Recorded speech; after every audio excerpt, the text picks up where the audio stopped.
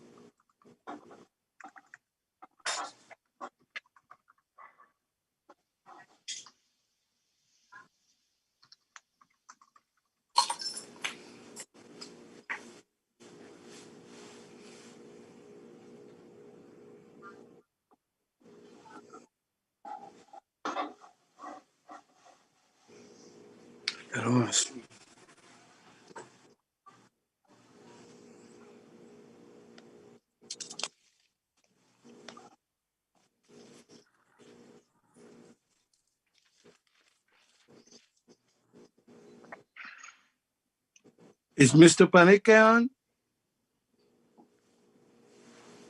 Yes, Hello? he is, Member Gonzalez. He is on, but we're about to start the meeting. Oh, okay. It was going to be a quick statement. Good Okay, morning, we're on all. record. We're Sí, on señor. record. Sí, señor. The meeting has commenced. Okay. Good morning, Chair, board members, the General Manager. A few housekeeping rules for everyone in order to minimize background interference and to allow everyone to hear the speakers and the presenters. Please silence all cell phones and other electronic devices, and please mute your microphones and speakers on your computer, iPads, phones, unless you're speaking. And that applies to everyone. I'll take a formal roll call as this is a remote meeting. Just say here, and that will suffice. Chair Ross. Here. Board Member Adams. Here. Board Member Gavin. Here. Board Member Gewolb. Here. Board Member Gonzalez. Here. Board Member Young.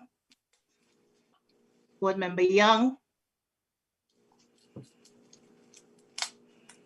Okay, I just want to make sure she's still on, and I will.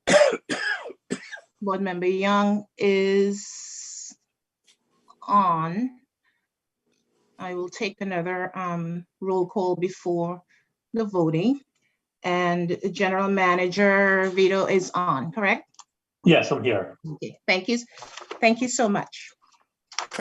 Chair, there are no members of the public registered to speak, wishing to provide.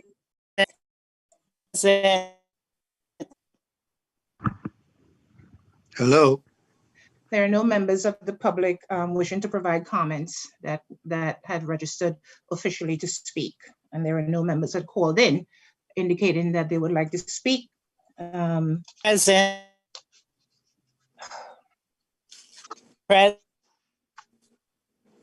Hello. So as such, we may proceed with the regular calendar. And I don't know who that is that keeps coming in. It is me. We may proceed with the regular calendar. Chair, the first order of business is a motion to adopt the minutes of the regular meeting of Wednesday, October 28th. Do I have a motion? Please say your name. Board Member Victor. Gavin. Thank you, Paula. Second. Victor Gonzalez. Thank you, Victor. All in favor? Aye. Thank you. None Aye. opposed. Thank you very much. We will now proceed with the reports item on the agenda. Chair, would you like to provide any comments or remarks? I have a short set of remarks. I wanted to let the board, staff, and others, members of the public, and those that are watching. Next month is our budget month, when we bring our budgets to the board. And we have been working the past several months to balance the demands against the budget of COVID, plus the compliance work and the regular work that we have to do. And when we present next month, we're going to reflect to the board where the pressure points are in the budget and where we have to act to make sure we balance. But we'll have that, and that work is going full tilt. I just wanted to recognize that the transformation plan, the reorganization plan for that's required under the HUD agreement is currently out for public comment. That comment period, I think, goes through December 28th. And we're excited to have it out for comment because in its own way, that plan is as important as the capital work that we're proposing to do. Someone mute, please. Please, everyone except the chair, please mute your microphones. Thank you. I also just wanted to remind the board that we continue to progress with the blueprint, our capital plan portion of the blueprint, and that we introduced the trust legislation was introduced into the state assembly a couple of weeks ago. There are going to be hearings. These hearings will likely be in early December, and we're excited about that as well. We have started briefing state assembly members, and we're also in discussions with the Senate on thinking about a path to introduce there. And the last thing I'll say is that we have an item on the agenda today, which is our reworking of the procurement rules and the manual. This is a first step in terms of aligning our business processes with the new NYCHA. I realize that it's towards the back of the agenda, but this is really a dramatic difference in terms of the material, the structure, and the approach, and is a sign that we are beginning to get to the business processes that have been so persistent in terms of not just holding us back, but rethinking about how we do business. So I'm excited to see that on the agenda, and there's going to be more of these to come next year as we begin to make the transition plan, the capital work, potentially the trust, make that all operational. So very excited to see these things beginning to unfold, and wanted to convey to the board that there's going to be more of these coming up. We'll be doing more briefings so the board's fully aware of where we are, and just could be a very exciting time, even in the face of the issues we have with COVID. So those are my comments, and I can end and get back into the rest of the agenda. Thank you. Chair, I just wanted to confirm the annual meeting on December 8th, and if there was anything we should have in our minds in terms of highlights. I'm not sure of the date. Is that the time? December 8th, yeah. Okay. So then, yes, well, the budget that's coming to the board for our meeting will be reflective. It's a transition budget in the sense that it's anticipating the changes to come while trying to balance out what we've been required to do under the HUD agreement and our day-to-day operations. That's one thing. I'll probably also provide a briefing and update on the trust legislation at that time, so the board is aware of where that is and how that's, by that time we may have had our first hearing in the assembly. So those hearings are virtual now, and I believe you can get access to it. So we'll send that around to the board as well. And if we have any updates on the HUD transition and our interactions with HUD, I would provide those as well as part of that. But the budget really is the first biggest item we'll have, and I want to make sure we provide opportunity for discussion on that. Good morning, Chairman Greg. Yeah, hi, Joe. Yeah, Commissioner. we Hi. have the new administration coming in, and might be everybody's lining up with their tin cup. Do you have yours, and do you anticipate someone putting something in it? So, Joe, I have a barrel. I don't know what's going to happen, to be honest. I'm not sure. We have had the agency review teams that the president-elect has set up did contact us for a discussion. It wasn't about money. It was more about what the new president's policies would be and how they might align with NYCHA. We have made our asks known already several times this year to the Senate and House appropriators, and we've shared that, going to be sharing that information with the president's transition team. Those are asks that were not just particular to NYCHA, but to the public housing industry as a whole. But yes, we are going to be talking with them about New York specifically, and also what we're doing here with our capital plan and what we'll need to execute on that. But our first discussion was pretty informal and mostly around just getting them up to date with what's going on here at NYCHA. And but we're mindful that we'll be getting more information to them now that they're officially allowed to get in the buildings, and that would include any appropriations asks that we think we want to share. So Okay. yes, we'll be talking to them. Okay, well, there will be a line, and you need to jump the line. That's all. Okay, that's And it. thank you. Because If I have permission to do so, Joe, thank you. well, just tell them you're an elderly gentleman and you can't see the front of the line. That's it, plain and simple. That's it. You can't see. Well, it's both are true. Okay.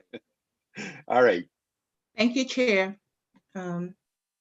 The first report will be on the new procurement policy manual, and it will be presented by NYCHA's new Chief Procurement Officer, Sergio Panecki.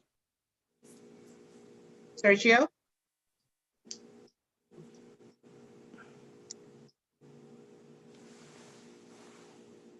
Thank you, Madam Secretary. Can you hear me okay? Yes, we can. Excellent. Thank you. Thank you. Good morning and buenos dias. My name is Sergio Panecki, the agency's new Chief Procurement Officer. Thank you so much for your time and opportunity to present resolution number 29, which we'll be hearing later, on behalf of the Office of General Counsel for your consideration. Authorization is requested to adopt the procurement policy manual as the authority's procurement policy effective January 1st of 2021, replacing the authority's contract procedure resolution. If okay with members, I have a short presentation to outline the proposed policy manual and its proposed changes. So, as you are aware, NYCHA undertook a reengineering of the authority's procurement policy to provide a more succinct and user-friendly manual. This effort undertook a full reconciliation of all the relevant regulations NYCHA is subject to, and staff recommendations, and also compared our practices to those of other housing peers. The items we're going to cover today in this briefing are the context of the redevelopment of the CPR, how the PPM is different from the CPR, key outcomes of the PPM, and to provide some time for questions and comments. Next slide. So the previous CPR was long, complicated, and was document filled with legal language. It's been in place since 1974 and has been amended frequently over the years to reflect changes in law and policy. The feedback from NYCHA staff indicated that the CPR was difficult to read or to find specific information within it, making it harder to understand NYCHA's procurement policies and apply them to general business processes. Regulations in the CPR were often cited as the major pain point in the broader procurement execution, and it was more about procedures than guidance policies. So the purpose of the new manual is to make it easier for NYCHA staff to understand procurement at NYCHA and develop tactical procedures and processes that comply with the regulations and further our organizational goals and services to residents. The foundation for the new PPM was the CPR and includes an inventory of state, city, and federal regulations, user inputs, and references to other PHA's procurement policies. Next slide, please. The 6 key changes for the CPR are: we organize existing content to map to the procurement lifecycle. We added key visuals to make the content easier to understand and apply. Removed extraneous language. As I mentioned before, we inventoried federal, state, local laws and regulations and included direct references throughout the manual, and identified areas where for greater flexibility for NYCHA procurements, as well as regulatory alignment. And lastly, incorporated easy to use attachments for application at the program level. Next slide, please. This is an example of a visual aid included in the PPM's procurement planning section. This decision tree provides the user with an if-then approach, guiding the policy or programmatic steps necessary for procuring the goods and services for the respective missions. It empowers NYCHA staff to build a keen understanding of NYCHA's procurement and continue to build organizational competency in its application. Next slide, please. We expect the new procurement policy manual to realize a better understanding across the enterprise of the organization's procurement policies. We seek to shorten procurement timelines by providing flexibility in solicitation requirements and reducing instances where NYCHA has an inadequate number of bids. Allow greater flexibility for pursuing alternative procurement methods such as intergovernmental and cooperative agreements to ensure NYCHA has access to the best prices. Save staff time by reducing administrative burdens. And overall, the new PPM will play an important part in NYCHA's transformational goals by supporting the authority's ability to efficiently meet its procurement needs while improving NYCHA's potential as a business partner. Next slide, please. So with that, thank you again for your time and consideration. Any questions or comments, please? Good morning, board member Adams. Welcome, Sergio. I think I spoke to you the other day. I believe it was you. Good morning. Thank you. Good morning. Just for my sake, and going forward, the only part that I completely understand is the lowest bidder. I'm still ambiguous with how we actually get a person through the hurdles of past business behavior, the numbers that qualify them for a contract in regards to their licensing or insurance or even their company assets, business behavior of someone that has applied for a contract. Those aspects are still very unclear to me. I understand that how the bidding process, lowest bidder is, and certain other mandates, but the other aspects have, and all due respect to you, it's been quite unclear to me for a while. So hopefully that will be more clarification on that, is going forward, because I don't know what the hurdles a person has to do to actually clear to come in to do business with NYCHA as a responsible bidder and past business practices. So like I said, you explain you're new, but going forward for me, I would need more clarification on that. Not today, but coming down the line. Thank you. Thank you. Thank you, board member. So noted. Thank you, Sergio. Thank you, Madam Secretary. We will now proceed with the second and final report, a combined report. The first is a report on the board-approved temporary suspension of CPD's Weatherization Assistance Program, also known as WAP, related contracts and change orders, which temporary suspension was approved by the board through Resolution 19-925-16. In addition, a report will be made on capital spend update. Stephen Lutzy. Steve. Good morning. Thank you very much. Thank you, board. The two items, the first is the Weatherization Assistance Program, or WAP. There are no changes. There are 6 contracts awarded at this point in time, and there are no changes to change orders. There are none at this point in time.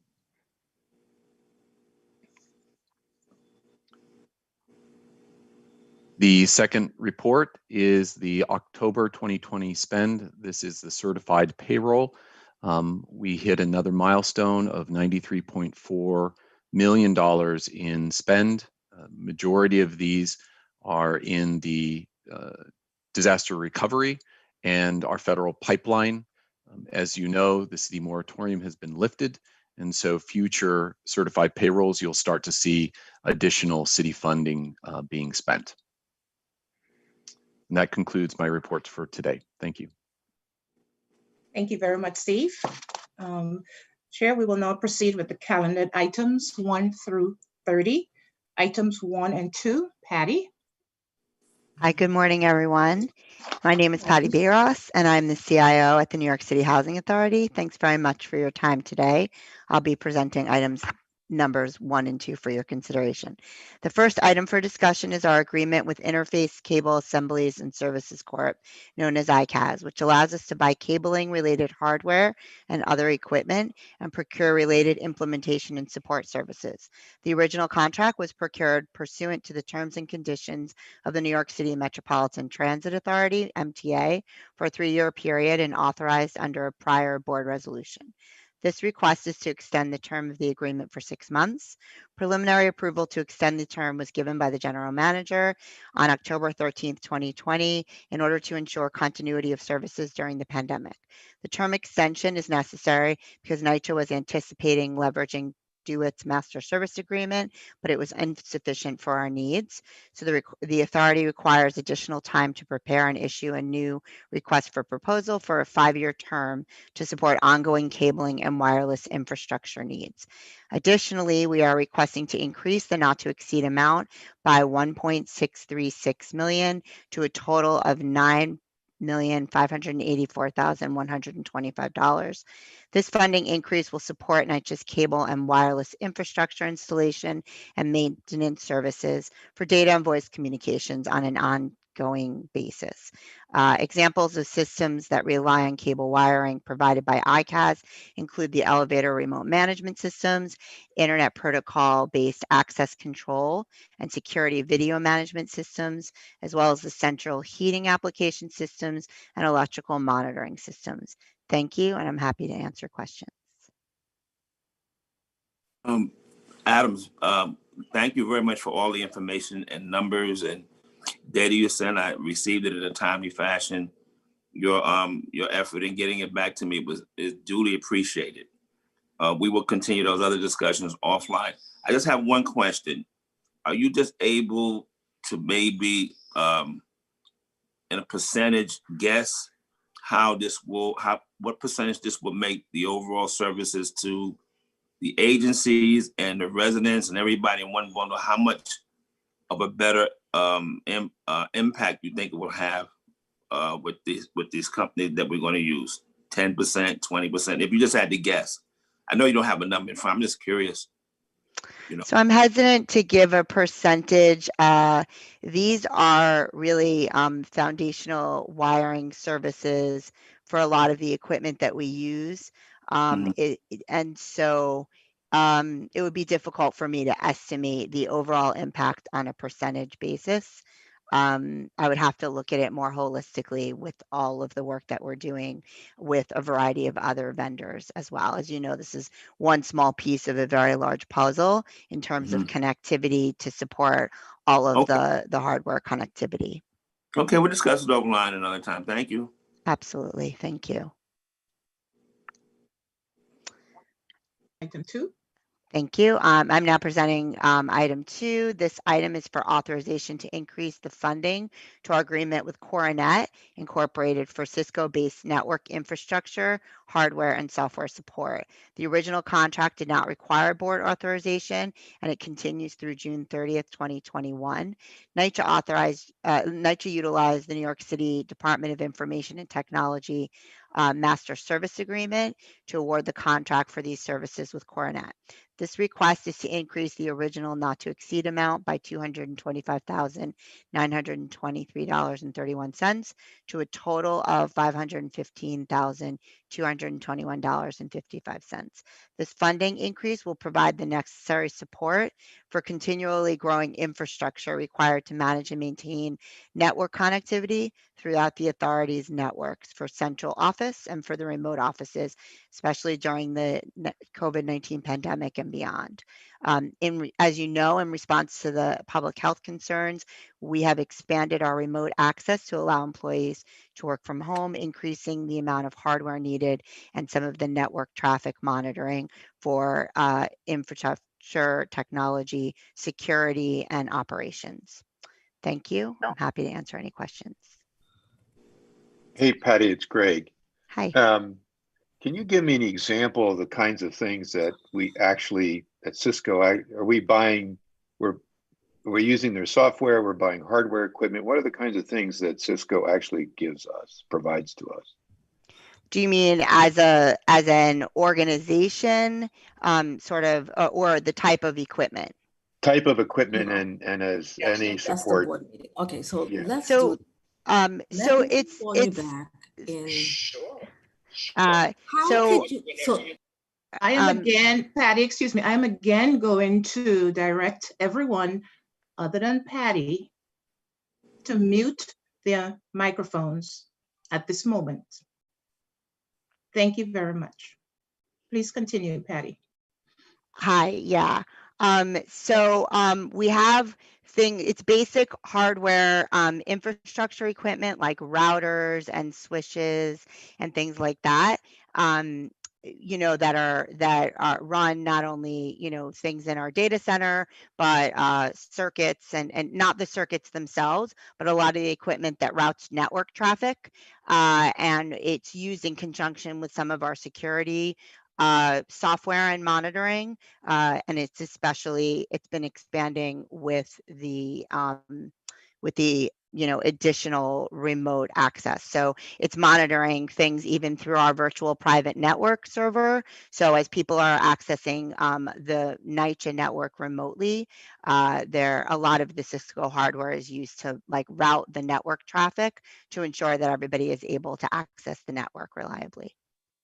And one other question. So the prior vendor in the first item, would they be providing the wiring for some of this same thing? And yes.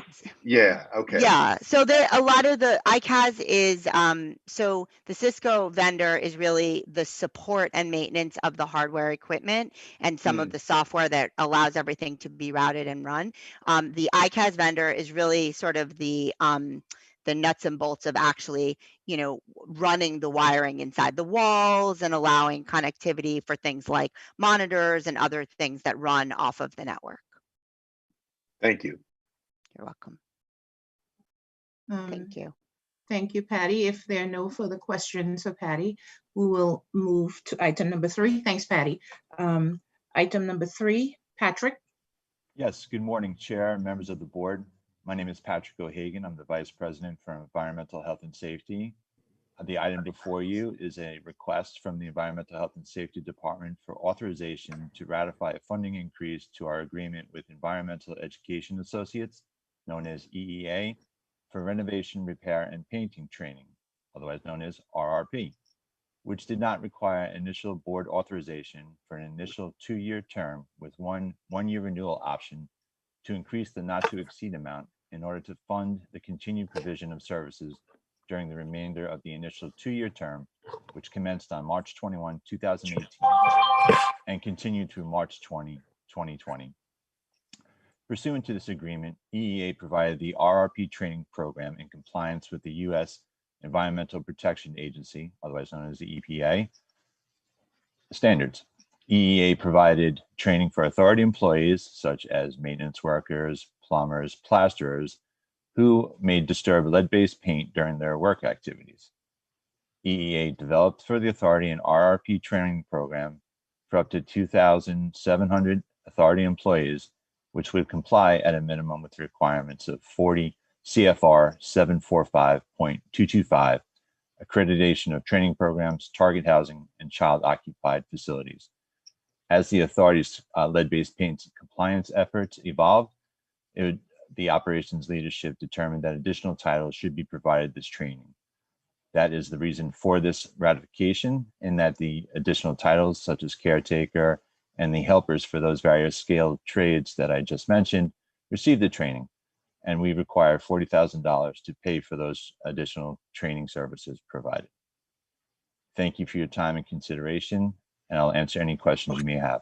Okay, bye-bye. Hey, Pat, it's Greg. Yes, sir. Can you give me an example of something I might learn from this if I were taking it? The kind of thing that I have to be careful of when we're dealing with lead in a unit. Just a quick example for the board. Certainly. So the first and largest thing is the adverse effects of lead.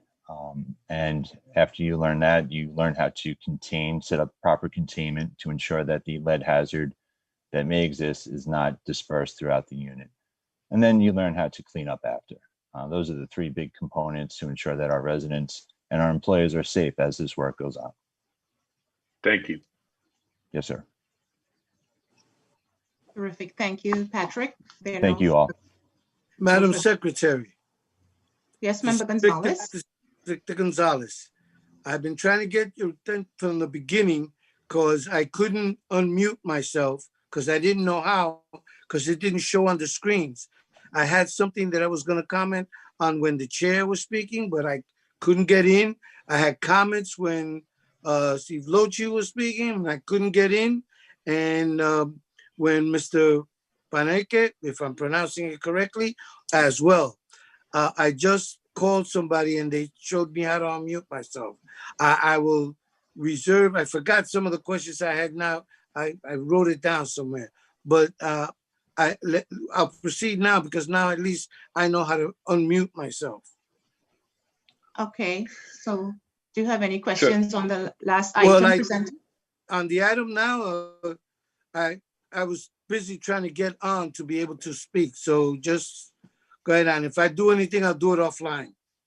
Hey, Victor, it's Greg. If you have your list of stuff, let's go through it and then I can make sure you get your questions answered. Get past the technical. Yeah. When the questions came to mind as you were speaking, but I couldn't get through. So That's all right. Well, you and I can talk. Let's just go on with the meeting now that I know how to unmute myself in case I have any questions further on to the thing. And the other thing that I wanted to let them know is I couldn't comply, of course, with the muting and unmuting so that I am in compliance with the meeting.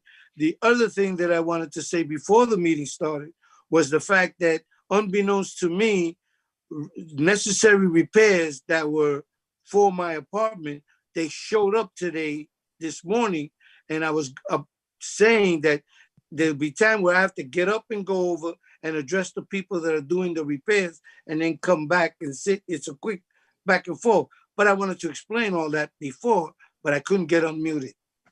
Okay, but if you've got technical questions or you think of the stuff you want to talk about, we can do a call and we can make sure your stuff gets answered. Okay. Okay. All right. Great. Thank you. Thank you. In the meantime, Member Gonzalez, Patty and Patrick are still on the line. If you have any specific questions with respect to items 1, 2, or 3. The only thing is for Pat O'Hagan. Now this is that training for, and what exactly in the proposal that says toxic measurement? Is this the level of exposure to the lead paint, or exactly toxic measurement? Can you give me an explanation as to what that is? So the training class provides the attendee a background on the hazards associated with lead, which the student learns at what levels are harmful to children versus what levels are harmful to adults. So it sort of explains the possibility of exposure and what the ramifications of that exposure would be. Okay. And they also learn all the different attire that they have to wear, what to wear when. And I mean, it's not a one catch-all attire like one of those biohazard suits, I'm assuming. I guess different, masks, different types of material to wear, and you don't wear everything all in one shot, I assume. Yes, the student does learn about the personal protective equipment that is recommended for this type of work. Okay. And when to use what as well. Correct. Okay. All right. Thank you. You're welcome. Thank you, Patrick. You're welcome. Appreciate it. We'll proceed now to items 4 through 11. Steve? Good morning. Thank you very much, Jacqueline.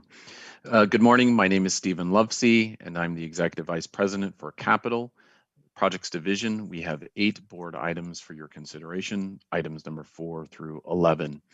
Board Member Gonzalez, you had mentioned earlier you had some questions. Feel free to let me know later on. I can go through any of those for you. Okay. Thank you. I will continue.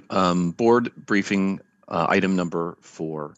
Capital Projects Division seeks authorization to enter into 3 indefinite delivery, indefinite quantity, IDIQ agreements for consulting services. This is for our energy performance contracts. This is an amount not to exceed $15 million. These IDIQ agreements are going to be providing consulting services to Capital Projects Division's Energy and Sustainability Programs Department. They're going to be helping us with oversight, evaluation of EPCs that are overseen by HUD. It's not limited to the development of those EPCs, energy audit review, review of HUD submissions and commissioning of EPCs. The cost, the CPD estimated that 15 million was needed for these services, and this is a not to exceed. There was an evaluation committee that reviewed 4 proposals and determined that all 4 had met the qualifications. Through that board review, they identified 3 agreements for 3 firms. The firms are Facility Strategics Group, LLC, EME Consulting Engineering Group, LLC, and McCain Dev Engineering's DPC. We found and recommend to the board members to approve this board resolution and permit the IDIQ agreements to be executed in accordance to the authority's bylaws. If the section 3 would happen at the individual task orders associated to each of those on-call contractors. If there are no further questions, I will move on to item number 5. Capital Projects Division seeks authorization in connection with the New York City Housing Authority's March 2020 design build for enhanced centralized waste and recycling facilities. We're going to be entering into 1 design build contract for 1 project for design and construction to enhance the centralized waste and recycling facilities at 7 developments. Those 7 developments are 303 Vernon Avenue, East 180th Street, Monterey Avenue, Jackson Houses, LaGuardia Houses, Marcy Houses, Morris 2 Houses, and Webster Houses. The design build authority was granted to the Housing Authority, and the RFP was authorized by the enactment of the New York City Housing Authorization Modernization Investment Act in April 2018, which authorized us to undertake design build procurements. This, by the way, is our second design build RFP. So we're very excited that we're able to use this procurement method. The design build project delivery method permits the procuring agency to enter into a contract with a single entity for design and construction of the project, as opposed to having undertaken separate procurements for design and construction. The RFQ evaluation committee consisted of voting members from CPD, the Waste Management Department, Real Estate Development, as well as some non-voting members. The evaluation committee unanimously recommended 3 firms to participate in the second stage of the RFP process. Those firms are Hunter Roberts Construction Group, LLC, Hudson Meridian Construction Group, LLC, and Lero Engineers, Inc., JVJR Cruz. We plan that the RFP for those services as a two-part RFP two-stage process will be released February 16th, 2021. We request the board calendar item will enable CPD to fully execute the design build contract without having to await board approval for the award once the recommendation has been made in the RFP response of those three to go to one for the final program. CPD recommends that the members approve the board resolution and permit the agreement to be executed in accordance with authorities' bylaws. If there are no further questions. I do. Oh, yes. I have a couple.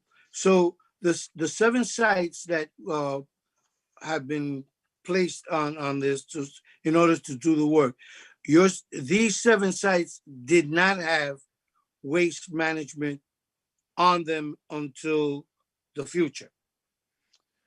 All of our sites have some waste management, right? There's interior compactor systems in some of the large sites. There are exterior compactors, bulk crushers, recycling centers. What this is we have a overall waste management program in which we are transforming the way we do waste at developments. This will be better for the residents. It will also be better for operations and maintenance, where we will have one central building focused on design, meaning the aesthetics of it, but also the functionality of those waste centers. Today, you see the chain link fence, usually with one large bulk crusher, maybe an exterior compactor, tend to be messy, tend to be difficult, do not have the recycling centers that we need to have with them. Some of them comply with sanitation rules, some of them don't in terms of getting the trucks in and out. And so the program here is part of our waste management guidelines is building out a new center that would have bulk crushers in them. Also, it would have exterior compactors. We may look at some augers solutions, so that way we're decreasing the size of that bulk crushing. We will have recycling centers for electronics as well as other recycling pieces. There will be the adequate requirements for electrical and water to clean up those areas, working with sanitation to make sure that all of the sites are accessible to their trucks, and add a level of aesthetics and rat prevention or pest management to those. And that's the concept of the goal. This is a design build to do that. This is the first bundle of what we hope is a long list of waste management facilities throughout our portfolio. So in essence, then, these 7 sites are going to be the beneficiaries of this new system that we're installing, and then it will go on to other sites. Is that the assumption? It's not the assumption. That's the process. That's the plan. Okay, and none of these sites will be near schools, unlike the previous sites where they were near schools and created maybe a toxic environment. These will not have that. There will be a site analysis done at every single site. Of course, we have to work within the rules of sanitation for locations for them to be able to get the equipment in to cart that material out of there. The key here, though, is these are not going to be the chain link fences that you see today. These will be facilities in which the waste is contained within those areas. They will be pest and waste management, healthier and safer for our residents as well as the neighboring community. Okay. The last question that I have regarding this, within the body of the explanation, I noticed a statement, and I just need a little clarity on it. Being that there's no monies being awarded, I was reading and it says stipend, $68,500. Proposers receiving such a stipend will also waive any rights they may have to challenge the procurement process. I didn't know that they could challenge the procurement process. So the way design build works, it's a different type of procurement system, and it's a two-stage process. So this is the RFQ stage, and then we move into the RFP stage. Those firms in the RFP stage then continue the design to a certain level. I think in this case, it's about 30% design. The idea of the stipend in procurement in this process is that NYCHA now pays for that amount of design, and we own the intellectual property of that design. And so we're paying for that work. And in design build, we could then take some of that information and say, well, this proposer has A, B, and C, but this proposer here had a really interesting way of doing one or two of the items. By owning that, we could then apply that proposer's ideas or suggest to the other proposer that maybe we do it this way, it speeds up construction, or it's less, there's maybe some benefits to that other idea. And so that's the reason why you have a stipend, and that's the reason why those proposers move into the second phase, because they put in a certain amount of effort and energy, and we want to own that. The concept associated to that is that you're saying, at the end of the day, we're going to give you this money, but you can't come back to us and say you don't own that property, you don't, or question the methods by which we have that material. So, there is a minimum. Oh, sorry. Ahead. I was going to say, oh, go ahead. You first. Sorry. No, you indicated that there's no dollar amount, but there's in the overall process, part of the minimum qualifications associated to this, there is a budgeted amount so that we'll hit a not to exceed number for this amount of projects. Okay. So basically at that point is when they would challenge, because maybe proposal number 2 got a better concept than proposal number 1. And by giving them the stipend, they cannot challenge that. They have to go by what our recommendations are with regards to moving forward with the project. Yep, they're forfeiting their rights. Okay. That's all I got. Thank you very much. It's a very exciting time for the authority. This is our second design build program, and we hope that this provides it's another tool in our toolbox to quickly get through our portfolio in a timely manner and provide the services to our residents. I'm going to move on to board briefing number 6. Capital Projects Division seeks authorization to approve a funding increase to the agreement with eBuilder Inc. for construction project management software support and maintenance services. It is not to exceed $367,531.13. This funding increase is being presented to the board because the cumulative value of the funding increases together with the previous funding increases of the contract exceeds the 10% of the original contract value. We had a 3-year agreement with eBuilder to provide CMP software. This is our construction project management software. And that had a not to exceed number. We have done one funding increase, and that's identified in the board briefing. The second funding increase is required in order to support the enhancements to the master invoicing process, modifications of the invoice tracking sheets, mail merge, which is a way in which the information within the system gets exported, and also the work that's the transformation from the old Primavera software over into the eBuilder software as we migrated projects over and enable better information exchange between the software systems, particularly Oracle and Maximo. These enhancements are necessary to streamline the process and reduce workload for the entire agency. CPD is requesting authorization to approve the funding increase to the agreement with eBuilder. The increase, as I mentioned, will not exceed is not to exceed $367,531.13 in order to fund the additional work during the remainder of the initial 3-year term and the first 1-year renewal option term for the new total not to exceed amount of $2,781,906.88. As I mentioned in the Q&A, we're very happy with this program management software. It is a cloud-based software system, and it has allowed Capital Projects Division to seamlessly move during the COVID time period and be able to work from alternate locations as well as in the field. Steve? Yes. Yeah, Board Member Adams. Yeah, I was trying to get in. Wasn't able to get you on the previous, the one before this one item that you were discussing about the waste and facility that we're going to have.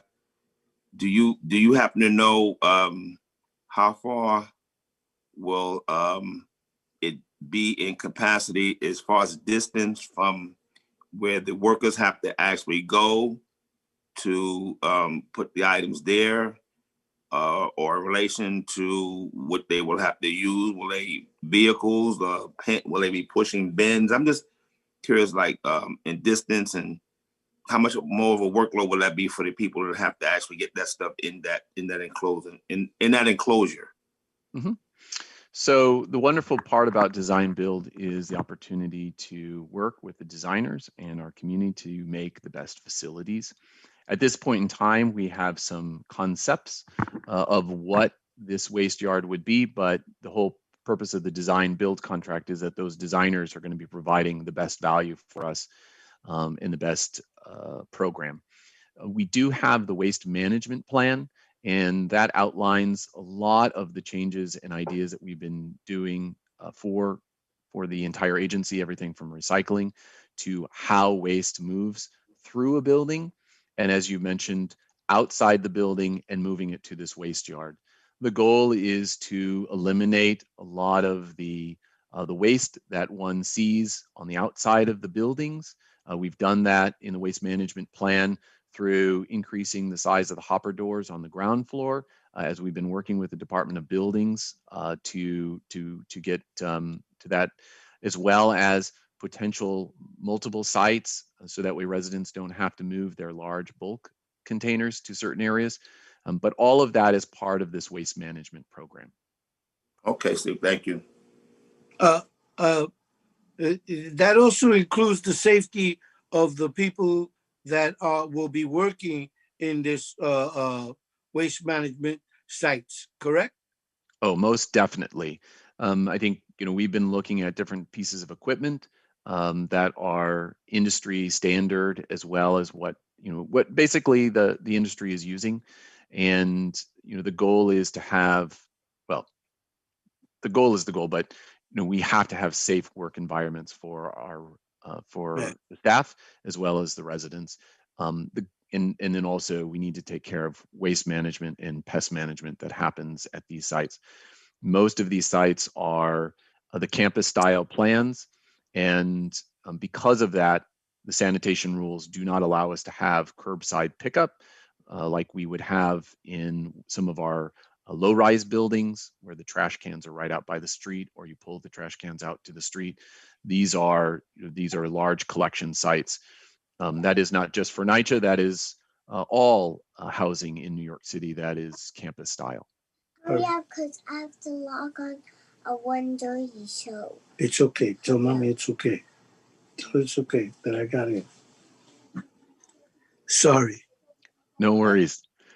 If there are no further questions, I'll move on to board item number 7. Steve, I believe Paula has a question. It's Yes. a simple question on the software, the eBuilder. I assume it has a dynamic sort of way for you to see constantly, like what I want to call it, A spreadsheet. dashboard? A dashboard, that's the word that escaped me for a second. That you can see a dashboard on all the projects, because I've marveled at the scope and scale of the work of the Capital Projects Division. So I assume it has a terrific dashboard. I'm very pleased with this software system. Number one, it is very user friendly compared to our old programs. It is a ball and court type software system, and so you can always see the transparency of where it is in a process, and it's been able to build out our entire process, all of our processes within that. To answer your question, yes, we have dashboards. We were building out some of them. We have some existing ones. But not only have we gotten dashboards, we've built in some information in the backside of it. So it's easier for our partners to use as well. So we can customize all of those dashboards. For example, intergovernmental, we're building out a set of dashboards for them. They're able to see each council member's project, as well as where it is, if it's on schedule, or where it is in the budget, how many sidewalk sheds we have. All of that information is built into the system, and so we have that availability. At any point in time in the future, I'd love to show you some of those dashboards. It makes that's tracking terrific. information easier, and again, that allows us the transparency to make decisions if we have risk management, which we're constantly looking at. How is that project going? What are the issues? Are we falling behind schedule, or could we fall behind schedule? How is our cash flows? And then that way we can move forward. That's great. And as we continue to move towards a development-based process, this will allow the developments to see all of that too. So that's great. Super. Thank you for everything. No, thank you. I'm going to move on to board briefing item number 7. Thank you, Jacqueline. Capital Projects Division seeks authorization to ratify the funding increase to the agreement with D&B Engineers and Architects, PC. This is for construction management as agent services for the Recovery and Resiliency Program. This is specific to Carlton Manor, and it is for $495,000, $464.49. D&B manages construction management services for Carlton Manor, Hamilton houses, and Redfern houses. Since the agreement, the scope of work and the construction durations of the projects managed by D&B have increased, and thus we need to provide them an increase because of schedules and scope.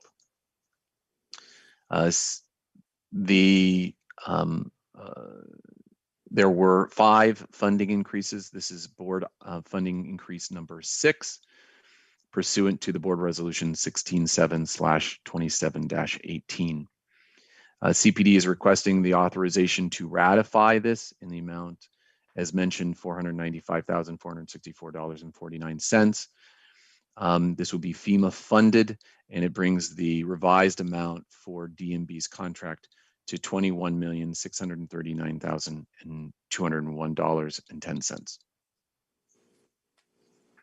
If there are no further questions, I will move on to board briefing item number 18. Capital Projects Division seeks authorization to ratify a change order to the contract with Novelist Title Inc., DBA Novelist Contracting, for restoration associated with the Sandy Recovery Program. This is at LaGuardia Houses, and this is in the amount of $16,715.81. This is change order number 5. And the contract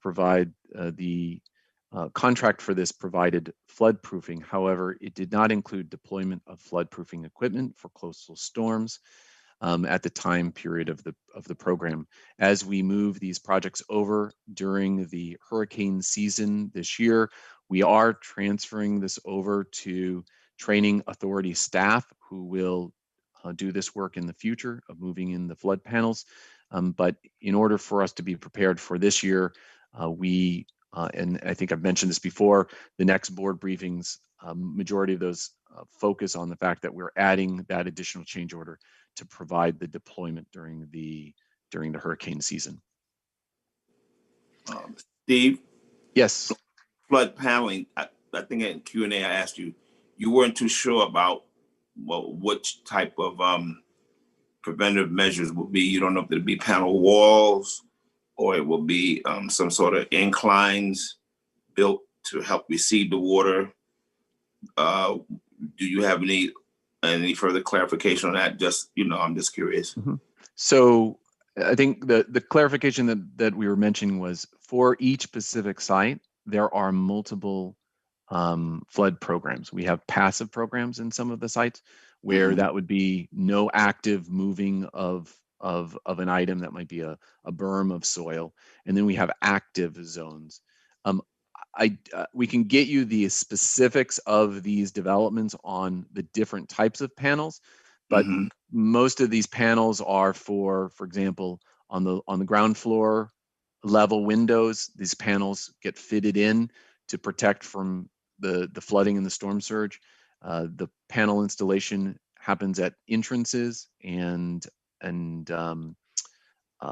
the main entrances, as well as the other entrances around the facilities, and the panels get placed into what are these little guards that are attached to concrete walls. I don't have the specifics for each development, and we can get you a plan of what each development has. They have a combination of a number of passive and active deployments, as well as different types of deployments depending on the flood proofing at the ground level. You don't have to get that right now, Steve. Can you just maybe have a little illustration, something animated that shows how it worked, cartoonish, so I can enjoy it when I'm looking at it, just, see the, you know what I'm saying? Yep. Which we one? Have you have something like that, you're saying?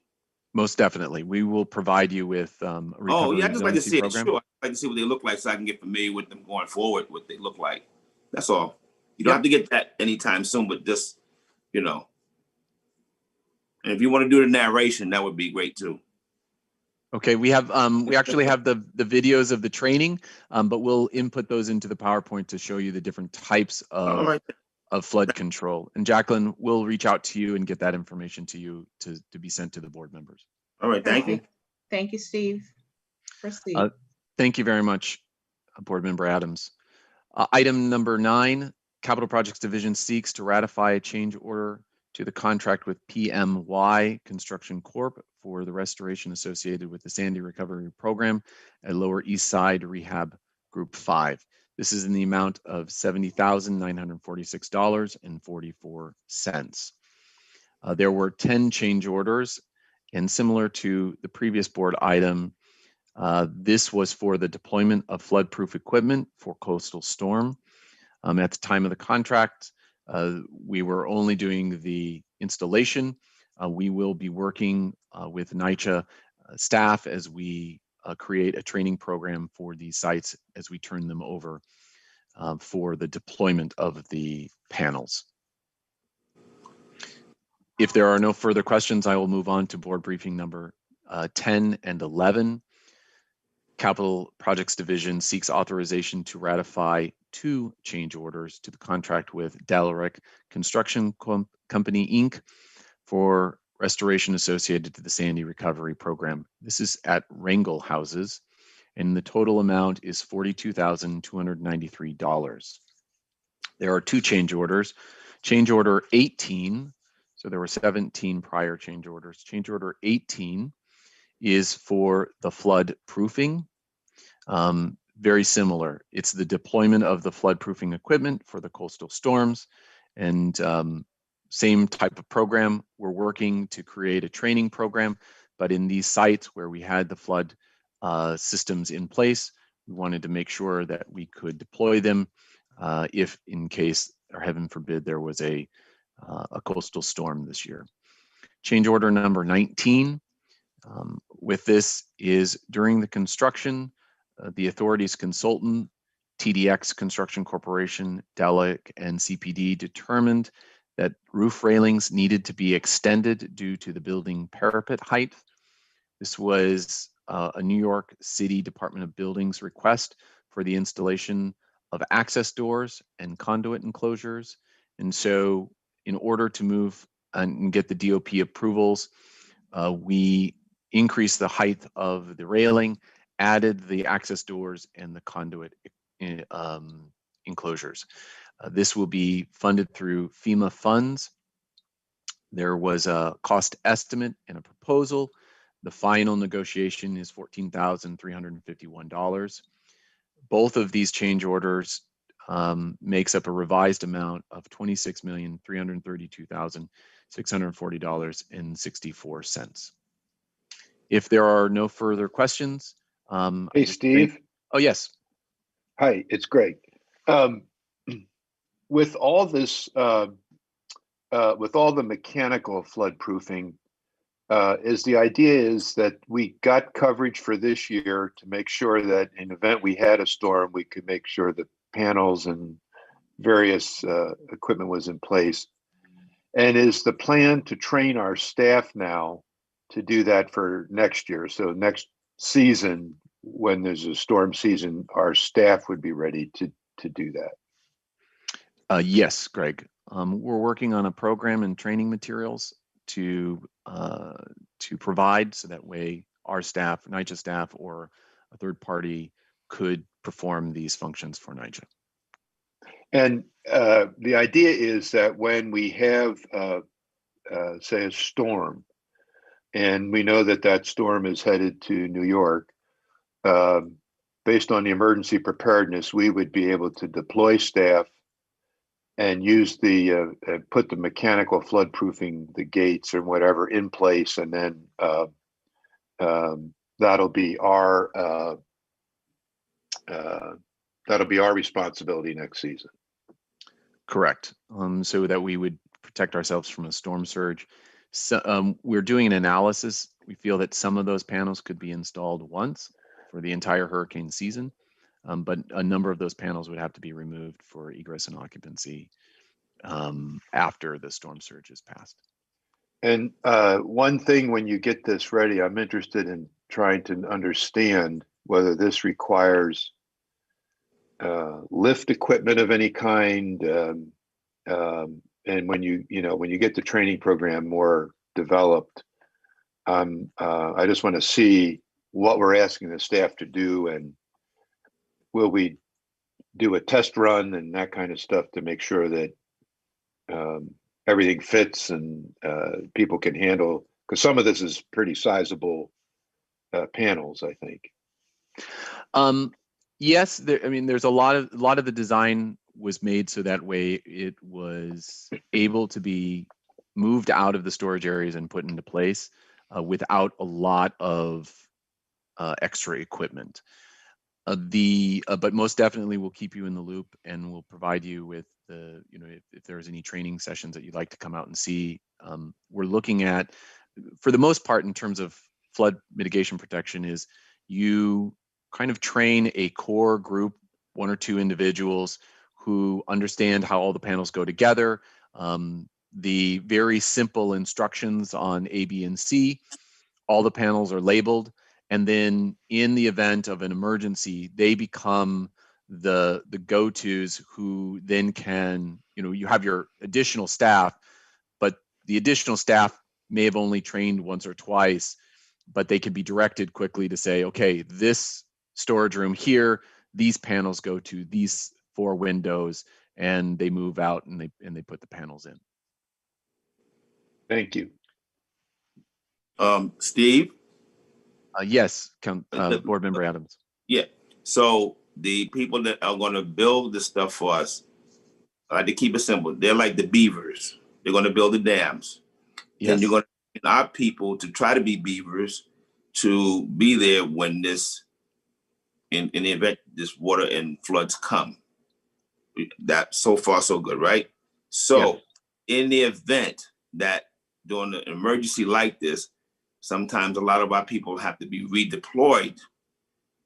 Would we be getting any type of assistance from the original beavers to come back out and help us a little bit? I'm just asking how that works. Would they be able to come back out with some people to assist while on the contract? Not like a warranty, but just well, maybe like a warranty, but in case, because in some cases when we have emergencies like this, and our people might have to be redeployed someplace else quickly, and we might not have enough personnel to actually keep the dam built.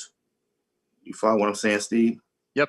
So we're working with Office of Emergency Management, and as Greg said, we're developing out a plan so that way it's a very straightforward and easy deployment that one could have a handful of people. We don't know at this point in time if this would be third party or if it will be NYCHA staff or a combination of both, but there are options out there, and we'll be investigating those options. These contracts really, we were able to turn the flood protection over to NYCHA as a contractor is closing out the project and the work is Right. completed. And so we just wanted to make sure that we were prepared for this season. We have this next amount of time that we've already engaged. We're already working towards building out this infrastructure, as we'll call it, to make sure that in the future everyone's trained. And you're absolutely right, Adams. Nothing is off the table. We'll be looking at what the best way to, what the best means are that we can have a belt and suspenders to make sure that the panels get put in place. Okay, so we will have more beavers possibly available. Thank you, Steve. Thank you. All right. If there are no further questions, Jacqueline, thank you very much. I'll conclude Capital's portion. Thank you, Steve. I just need one clarification now. Subsequent to the Q&A, Steve, your office provided us with a few videos of the flood-proofing equipment that was provided to the board members. In your presentation this morning, are you referring to additional videos that you propose to send to my office or not? I mean, specifically, what are you referring to? Thank you, Jacqueline, for the clarification. What we'll do is we'll put together, we have a PowerPoint, we'll put together a PowerPoint that is, it helps explain the different types of floodproofing that's happening at Recovery and Resiliency. And it's a little bit more graphic for the board members to kind of quickly get the concepts that are happening at the different developments. We'll also go through some of those training videos and maybe cut them down. We gave you all of our training videos, so that's a lot of material, but we'll probably try to find the one or two great examples of these, so that way it's a quick view of this is how flood panels go in at an entrance or a window or a side entrance. Okay. All right. Thank you, Steve. Thank you very much. Okay. We'll proceed now to items 12 through 26. Joe? Yes, good morning. This is Joe Cortine, one of the VPs of Operations, presenting items 12 through 26. Item number 12 is seeking requests for ratification for entering into an agreement with United Facility Services Corporation, DBA East Coast Building Services, for cleaning services, which commenced on March 26th of 2020, continue on through March 25th of 2021. This is including cleaning high touch points in common areas within the authority's senior buildings, management offices, and other office spaces at the buildings in response to COVID-19 pandemic. This would include doorknobs, elevator panels, desk, table surface, desktops, and table surfaces, and other high touch point specifically requested by the authority. This is for various developments citywide and in the amount of $7 million. They use a product combination products of Smart Touch, which is a hospital grade disinfectant, combined with BioProtect, which is an antimicrobial. Any questions? Yes, Board Member Young, can you hear me? Yes. I just wanted to know, how frequent is the cleaning for the remaining buildings that are not senior buildings? That is also, as far as this high touch point sanitizing, this is also done 7 days a week at the other locations as well by different vendor alliance.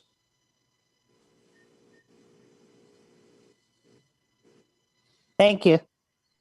You're welcome. First, Joe, please. Items 13 through 26 are seeking approval for funding increases.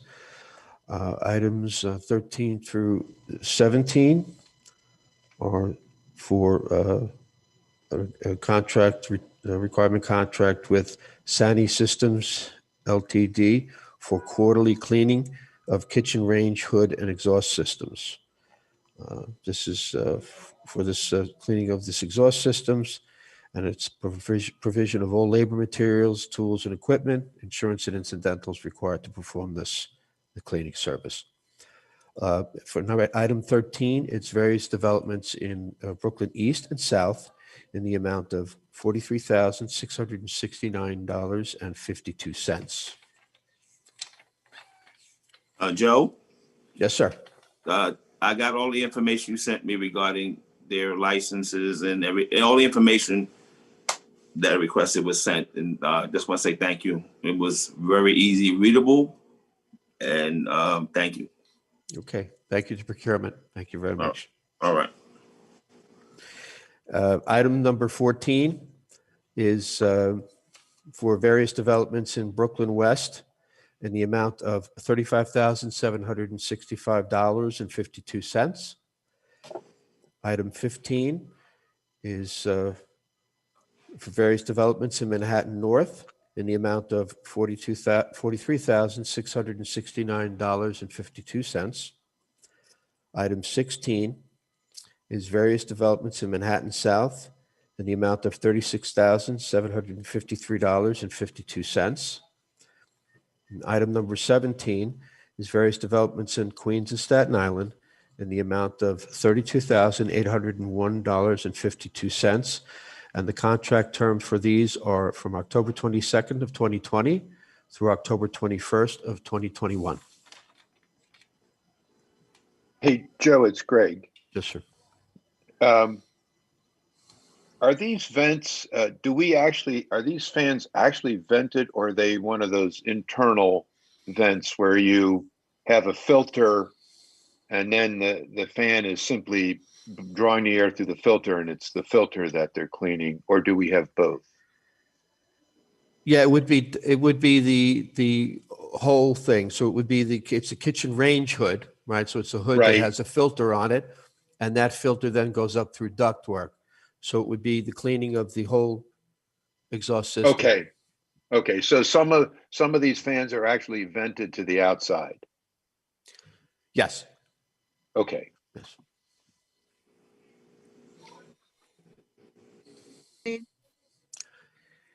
Item number 18 is requirement contract awarded to Sahara Construction Corporation for emergency mechanical pumping and cleaning. This is for a period of time, contract term July 13th, 2020 through July 12th, 2021.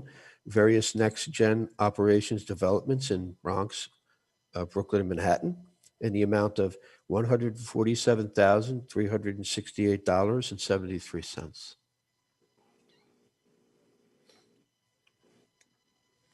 So you can proceed. Any questions, the board members are invited to, ask the questions as soon as the item is completed in terms of presentation. So just proceed. Thanks. Okay. Item number 19 is a contract awarded to Sahara Construction Corporation for repair and replacement of roof fans. This is for a term of September 21st of 2020 through September 23rd of 2021. Various developments in Brooklyn in the amount of $340,221.70. Yeah, I know. Okay. I am going to once again ask that if you're not presenting or speaking, to please mute your microphones. Thank you so much. And Joe, for number 19, there's one section 3 higher, correct? Oh, I'm sorry. Yes, one section 3 higher. Sorry about that. Proceed.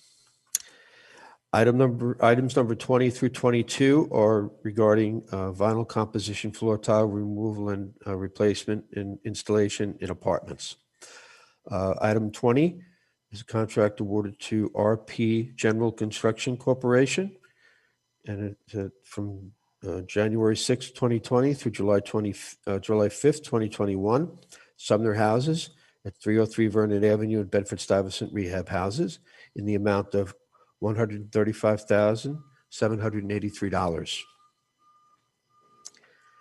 Item 21 is a contract with N. Origin Construction Corporation from March 7th, 2020 through September 6th, 2021, Red Hook West Houses, buildings 1 through 4 and 15 through 25, in the amount of $173,066.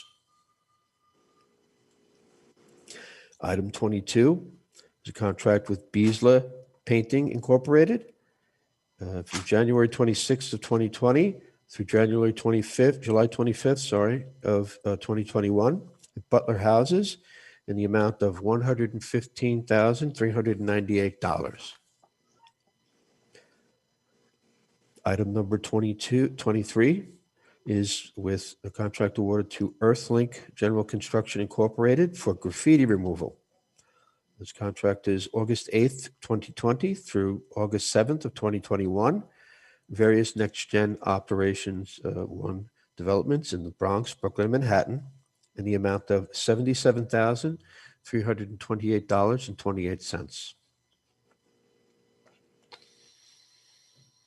Items 24 and 25 are requirement contracts awarded to Waste Connections Connections of New York Incorporated for bulk garbage carting services. 24 is the contract term of November 12, 2019 through November 11th of 2022.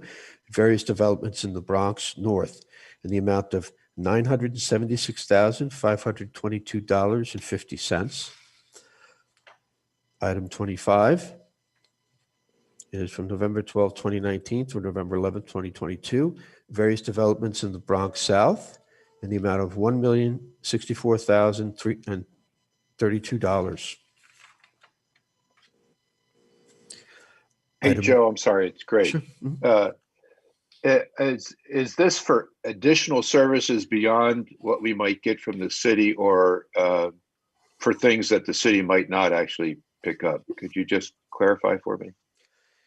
Yeah, this is the bulk services, the bulk containers and such at the sites that this vendor will come and pick up, cart away, and take to the various dump sites that are run by the sanitation, the Department of Sanitation. So they do And these that's pickups. Sorry. No, that's a service we don't get from the city. Is that correct or no? Yes, that's correct. Okay. Right. All right. These are Thank private you. carters that we contract with for those containers that they remove for us. Item 26 is an IDIQ contract awarded to Cuisine Creton Incorporated for the purchase and delivery of kitchen cabinets. This is a contract term April 8th, 2019 through April 7th, 2022 at various developments citywide in the amount of $4,190,492. Any questions? If there are no questions, thank you very much, Joe. Okay, thank you. Jason, items Sorry, I 27. forgot to unmute myself. Mhm. I do have a question going back to 25. So prior to all of this, what did NYCHA do for bulk garbage? It was broken up and placed in containers as well. This is, the same, basically the same thing. They'll break it up and put it in containers. So this is a carting service that's been going on for a good bit of time, based on the outdoor containers that we have that can be pulled, as opposed to the interior, right, which then compact the material, the regular garbage, and you place that out for sanitation pickup.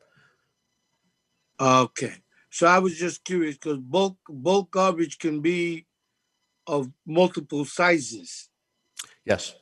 It And, could be and furniture, so, right? Furniture could be, a lot right, of things, right? refrigerators, stoves, Mhm. and the like.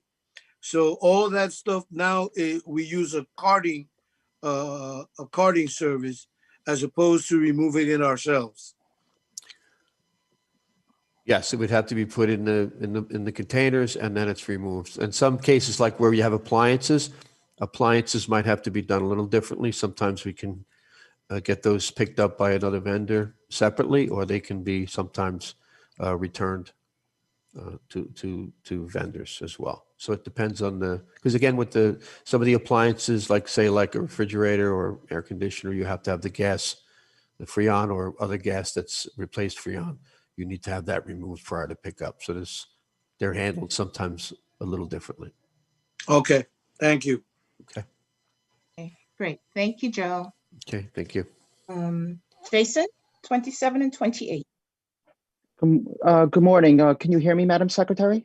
Yes, I can. Okay, thank you. Good morning, Chair, board members, Madam Secretary again. I am Jason Goldberg, Associate General Counsel for Corporate Affairs. I am presenting items 27 and 28 on behalf of the General Counsel. These items seek board ratification of funding increases to 2 authority agreements with third-party litigation support firms. These firms, Cardinal Claims Service and United Claims Service, support the torts division of the law department by providing investigation and adjustment services on personal injury and property damage claims brought against the authority. First, item 27. This item seeks board ratification of a $500,000 funding increase to the authority's agreement with Cardinal Claims Service.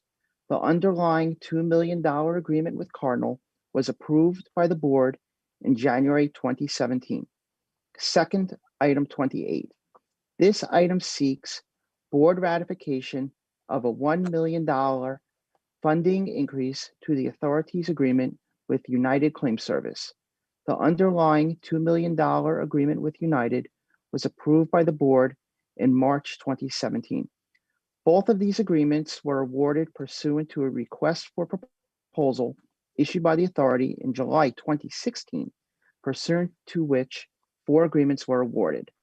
These funding increases were needed as both of these firms were assigned and will be assigned more cases than originally planned due to their demonstrated ability to provide investigation and claims adjustment services.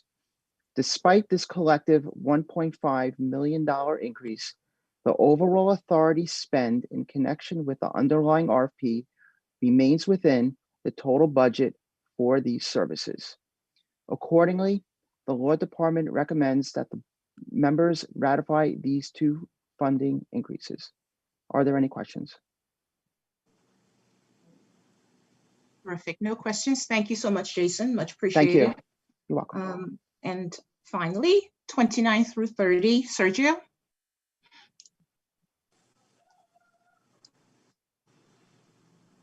Thank you, Madam. Can you hear me okay, Madam Secretary? Yes. Yes, okay, we can. Thank you. Thank you. As we discussed previously on the policy procurement manual, item 29 seeks to adopt the policy procurement manual, the authority's procurement policy, effective January 1st of 2021, replacing the authority's contract procedure resolution.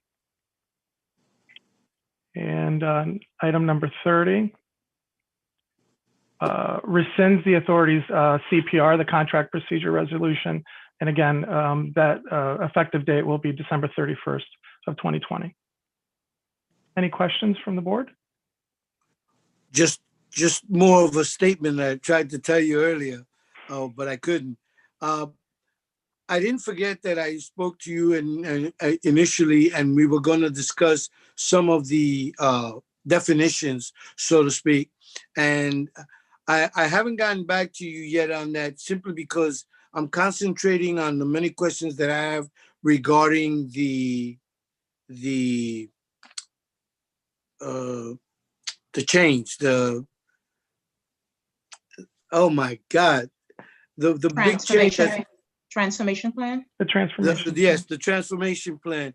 And since I've had a lot of questions and they've answered some of them, and now I have questions on top of those, I want to get all of that in before the deadline so that at least all my concerns are in, and then I can manage to speak to this. Now, having said that, I haven't seen anything in this procurement plan that would make me not accept it. It's just that I just need to be clear on certain terms that are in there so that going forward, whenever anything shows up in a resolution in the future, the wording is now more familiar to me and I can make an intelligent decision. I look forward to talking to you about that, board member. Okay, thank you. Thank you. Great. No additional questions. Thank you very much, Sergio. Thank you, Madam Secretary. Before we do the voting for approving the items, I'll just take another quick attendance. Chair Russ, I know, is still here with us. Board Member Adams, still here. Paula, still here. Here. Here. Matt, still here. Present, thank you. Yeah, Adam's Victor? here. Adams, yes, thank you, Ma'am Adams. Victor, still here? Yes, I am. And Jacqueline Young, still here, correct? Yes, present. Thank you so very much. Chair, 30 items were presented for board approval. May I have a motion to approve the 30 items? Board member, please give your name. Victor Gonzalez. Thank you. Second? Jacqueline Young. Okay, all in favor? Aye. Aye. Aye. None opposed. Thank you very much. Being that all men before the board today have been addressed, may I have a motion? Member? Aye. Victor Gonzalez? Okay. Second, Second. and all in favor? Aye. Aye. Aye. And none opposed.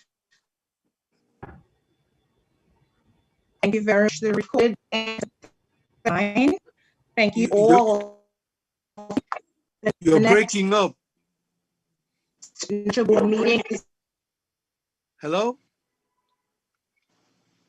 Hello?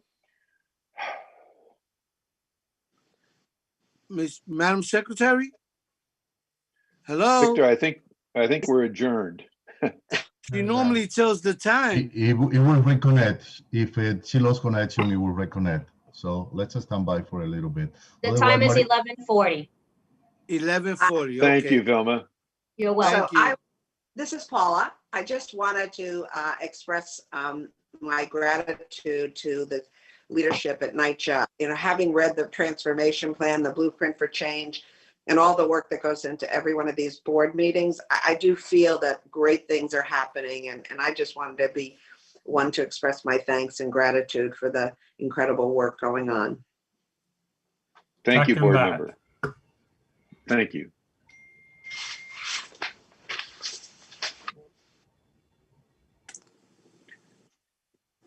Vilma, are we good to adjourn? I believe that Jackie's computer froze, so time of adjournment is 11:40. Wishing everyone a happy Thanksgiving. Enjoy. Happy Thanksgiving as everyone. well. Enjoy the Bye-bye. holiday. Thanksgiving. Be Thank you. safe. Thank you. Bye-bye.